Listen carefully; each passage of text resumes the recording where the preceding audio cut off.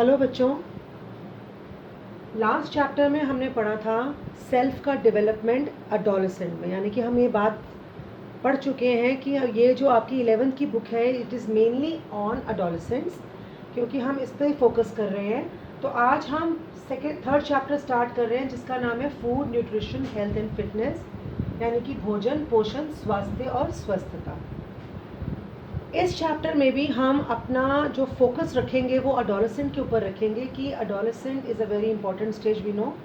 And क्यों important है? Because इस स्टेज के अंदर ग्रोथ होती है, बहुत ज़्यादा फिजिकल ग्रोथ होती है, और उस वजह से आपकी बॉडी को बहुत गुड न्यूट्रिशन चाहिए, अच्छा खाना चाहिए।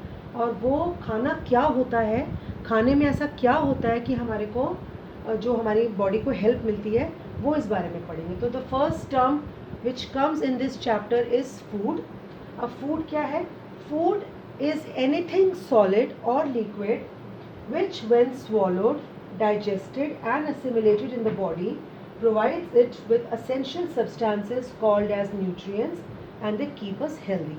यानी कि फूड वो कुछ भी सॉलिड या लिक्विड चीज़ है जिसको हम अपने मुंह के द्वारा अंदर बॉडी में लेते हैं।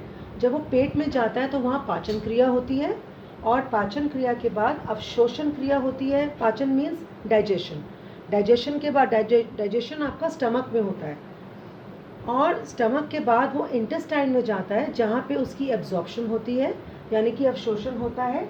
अवशोषण होने के बाद वो हमारे ब्लड में मिल जाता है, और उसके बाद जो खाने में से जो वेस्ट प्रोडक्ट्स निकलते हैं वो हमारी बॉडी से एक्सक्रीट हो जाते हैं, यानी कि उनका उत्सर्जन हो जाता है।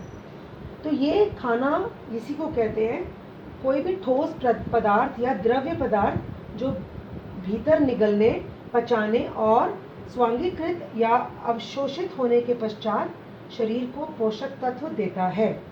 ये हमारे जीवन की मूल्य आवश्यकता है। इसके बाद नेक्स्ट टर्म हम आते हैं न्यूट्रिशन के ऊपर, यानी कि पोषण क्या होता है।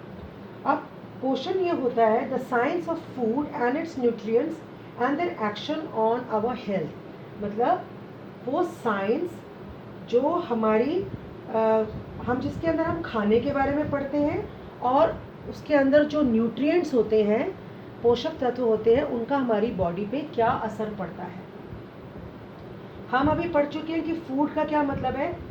खाने को अंदर लेना, मुंह के से अंदर लेना, इंजेशन, खाने को बॉडी के अंदर पचाया जाना, डाइजेशन, फिर उसका इंटेस्टाइन में एब्जॉर्प्शन होना, फिर बॉडी के विभिन्न ऑर्गन्स के अंदर जाके उसका यूटिलाइज होना, और जो वेस्ट प्रोडक्ट्स हैं उसका एक्सट्रीशन। ये डाइजेशन की प्रोसेसेस हैं। तो न्यूट्रिशन का मतलब वो होता है एक ऐसी प्रक्रिया जिसमें शरीर के भीतर अनेक कार्य जैसे अंतर्ग्रहण, पाचन, अवशोषण, उपापचय और उत्सर्जन जैसी क्रियाएं होती हैं। You understand that?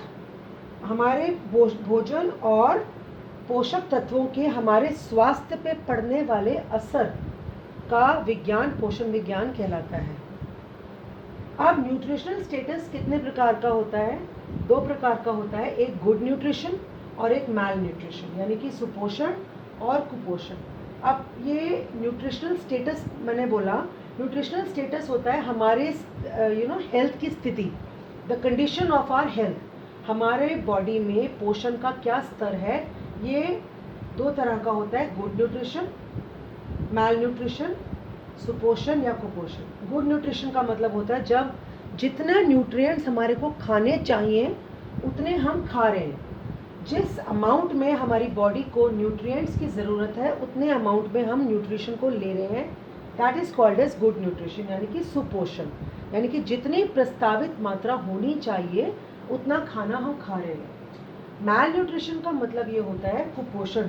कुपोषण का मतलब होता है कि जब पोषक तत्वों का अंतर्ग्रहण शरीर द्वारा अपेक्षित मात्रा से कम हो, जितना आपको चाहिए उससे या कम हो या ज़्यादा हो, जितना बॉडी में चाहिए उससे जब कम खा रहे हो या उससे ज़्यादा खा रहे हो या खराब खा रहे हो, असंतुलन में खा रहे हो, उन सब स्थिति को कहते हैं हम कुपोषण। कुपोषण 3 तरह का होता है, अल्प पोषण, अति पोषण, असंतुलित पोषण, यानी कि under nutrition, over nutrition and imbalanced nutrition.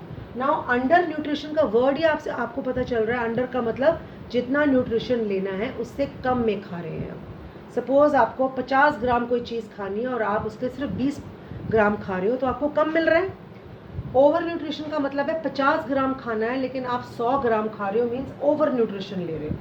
जितना बॉडी को ऑप्टिमल चाहिए उससे ज़्यादा ले रहे हो. और इम्बैलेंस का मतलब है कि आपको विटामिन भी खाने हैं, प्रोटीन भी खाना है, कार्बोहाइड्रेट भी खाना है, लेकिन आप सिर्फ प्रोटीन के ऊपर हो, बाकी के न्यूट्रिशन आप नहीं ले रहे, तो वो इम्बैलेंस्ड है. कोई एक चीज़ खा रहे हो, कोई दूसरी चीज़ नहीं खा रहे. सिर्फ चावल और अचार के ऊपर ज़िंदा हो, रोटी नहीं खा रहे, सब्जी नहीं खा रहे, फल नहीं खा रहे, तो दैट इज़ इम्बैलेंस्ड न्यूट्रिशन. यानी कि हर तरह का खाना, बैलेंस खाना आप नहीं खा रहे. अब अभी मैंने बात की आप प्रोटीन नहीं खा रहे या कार्बोहाइड्रेट, ये सब क्या है. हमारे जो हम खाना खाते हैं, देखो आपकी बॉडी है, आपकी बॉडी के अंदर क्या सिर्फ एक आपका नाम है? नहीं. आपकी बॉडी किससे बनी है? आपकी आंखें भी हैं उसके अंदर, आपके हाथ भी हैं, नोज़ भी है, आपकी स्टमक भी है, लेग्स भी हैं, हैंड्स भी हैं. So your body is made up of many different organs. Similarly food is also made of different organs, nutrients like proteins, carbohydrates, fats, minerals, vitamins, water and fiber. There are 7 type of nutrients present in food. पोषक तत्व होते हैं खाने के अंदर जिनसे खाना बनता है. जैसे हमारी बॉडी डिफरेंट ऑर्गन से बनती है, डिफरेंट अंगों से बनती है, ऐसे जो फूड है वो डिफरेंट पोषक तत्वों से बनता है जिनका नाम है कार्बोज, प्रोटीन, वसा, खनिज, विटामिन, जल और रेशा. ये कहाँ मिलता है? ये हमारे को खाने में मिलता है.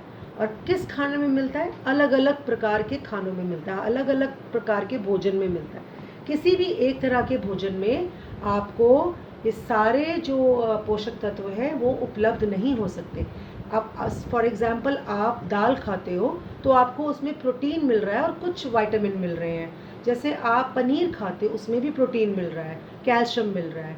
अगर आप हरी सब्जी खाते हो तो उसमें आपको विटामिन मिल रहे हैं, खनिज मिल रहे हैं. अगर आप फ्रूट्स खा रहे हो उसमें भी विटामिन मिल रहे हैं, मिनरल्स मिल रहे हैं, प्रोटीन नहीं मिल रहा. और अगर आप खाते हो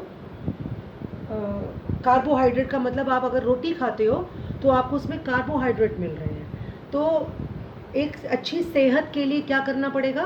आपको डिफरेंट तरह के भोजन खाने पड़ेंगे ताकि आपकी बॉडी में इन सातों की रिक्वायरमेंट पूरी हो सके.